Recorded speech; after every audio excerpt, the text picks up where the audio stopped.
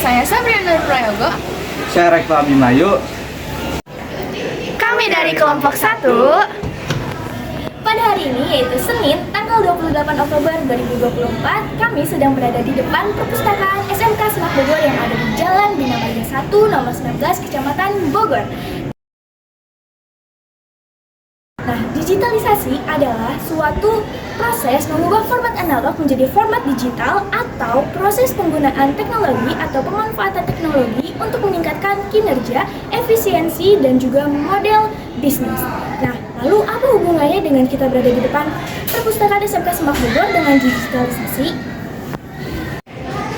Jadi kali ini kita akan melakukan pengembalian buku. Bukunya itu ya berjudul Asaya Our Princess dan ditulis oleh Putu Felicia.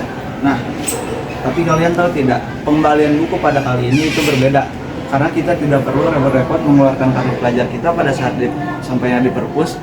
Tapi kita hanya perlu membuka Google Formulir untuk melakukan pengembalian buku. Nah, ini merupakan salah satu contoh dari pemanfaatan digitalisasi. Google Formulir apa itu?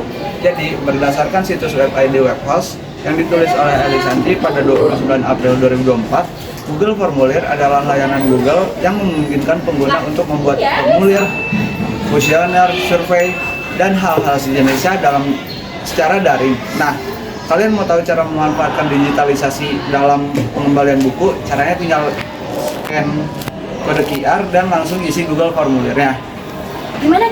Tunjukin caranya dong. Nah, kalau bingung, begini, langsung aja kita ngelakuin pengembalian bukunya.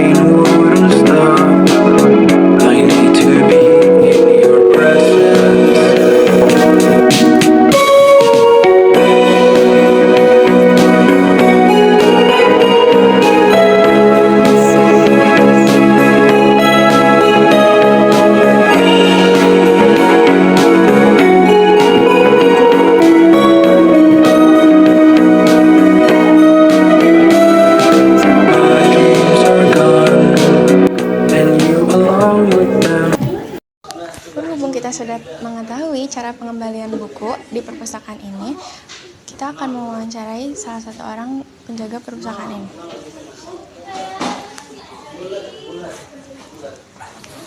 Permisi Ibu, Ya, kami dari kelompok 1 kelas 11-1 ingin bertanya. boleh.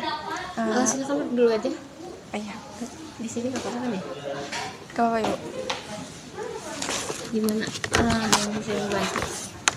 Eh, Bagaimana sih pengembalian buku sebelum adanya kode QR yang di sini? Sebelum adanya kode QR itu, perpustakaan menggunakan sistem pengembalian yang ada di aplikasi Slims. Jadi Slims itu sistem digitalisasi perpustakaan yang asalnya manual.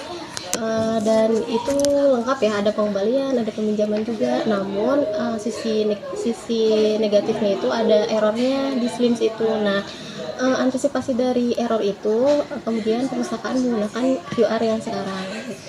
Gitu. Terus keuntungan yang dirasakan setelah menggunakan kode QR ini apa sih? Banyak sih manfaatnya ya. Kode QR itu kan yang sekarang digunakan di perpustakaan itu kan pengembalian mandiri ya, dan QR yang ada lagi itu peminjaman. Namun kalau untuk peminjaman itu masih dipantau sama pustakawannya. Nah, terkait manfaatnya itu dari efisiensi waktu, terus efisiensi dari sumber daya juga. Jadi karena kan itu mandiri, kalau pengembalian, jadi kalau misalnya pustakawan sedang sibuk yang lain itu bisa dilakukan mandiri gitu. Seperti itu. Baik Ibu, terima kasih atas waktu dan jawabannya. Nah, jadi kan tadi kita sudah wawancara kepada orang-orang yang mengelola perpustakaan terkait kode QR yang baru-baru ini itu digunakan untuk mengembalikan buku. Sekarang, mari kita wawancara murid-murid Mabot terkait kode QR. Menurut mereka gimana nih pendapatnya ketika kode QR digunakan untuk mengembalikan buku? Ayo kita wawancara murid-murid yang ada di sini. Halo, jadi aku mau nanya nih, kalian keberatan nggak? Gak apa-apa. Kamu sebelumnya atau kalian berdua udah pernah kerja buku di perpustakaan belum? Udah pernah sih, pernah sekali. Jadi aku tanya tentang perpustakaan itu bisa dong? Bisa ya? Boleh nih. Kalian kan udah pernah kerja buku. Setelah kalian kembaliin, kalian kan sekarang tahu nih udah beralih menggunakan kode QR. Apa sih yang menggunakan kode QR ini untuk pengembalian buku? Menurut kita sendiri sih, kalau pakai itu jadi lebih gampang nggak sih? Lebih efisien juga. Jadi kayak Ya lebih enak aja sih sebenarnya dibandingkan kalau harus tulis-tulis di buku gitu, mendingan kayak gitu ya, sih. terus harus tanda tangan, terus Ya, itu kartu dari ribet bersih jadinya. Kalian lebih suka yang mana? Yang pakai kode QR atau yang sebelumnya pakai kartu pelajar gitu? Kita lebih suka QR sih, karena itu jadi lebih gampang aja kan. lebih enak. Kalau misalnya menggunakan kode QR ini kan berhubungan sama digitalisasi ya. Menurut kalian nih, digitalisasi ini tuh pantas nggak sih buat dikembangin sama diterapin di kehidupan sehari-hari? Pasti cocok banget soalnya jadi lebih efektif Ya, sih. lebih efektif. Terus efisien waktu Iya. juga, Jadi nggak perlu nggak perlu ribet banget. Terus nyadul lagi nyari pulpennya. Iya, nyari pulpen, nyari kartu pelajar. Jadi enakan langsung gini. Iya, langsung scan QR. Iya. Iya, nah, jadi berdasarkan wawancara yang telah kita lakukan, kita mendapatkan kesimpulan jika yang menggunakan kode QR, kita mendapatkan 3 faktor. Yang pertama, efisiensi, praktis, dan juga keuntungan. Bagi faktor efisiensi, yaitu kita bisa lebih menghemat waktu dengan cara hanya menggunakan kode QR tanpa adanya interaksi antara penjaga perpustakaan dan juga kita sebagai peminjam buku. Lalu yang kedua, ada yang namanya praktis. Kita tidak perlu untuk mengambil kartu ujian saat kita ingin mengembalikan buku. Nah, lalu yang ketiga ada keuntungan. Di sini yaitu keuntungannya bagi penjaga perpustakaan, di mana ketika penjaga perpustakaan sibuk, kita bisa mengembalikan buku secara mandiri. Wah, ternyata digitalisasi bisa merubah kehidupan para pembaca ya. Iya, kita jadi tidak perlu repot-repot untuk mengembalikan buku di perpustakaan. Benar, zaman sekarang membaca menjadi lebih menarik karena berkolaborasi dengan digitalisasi.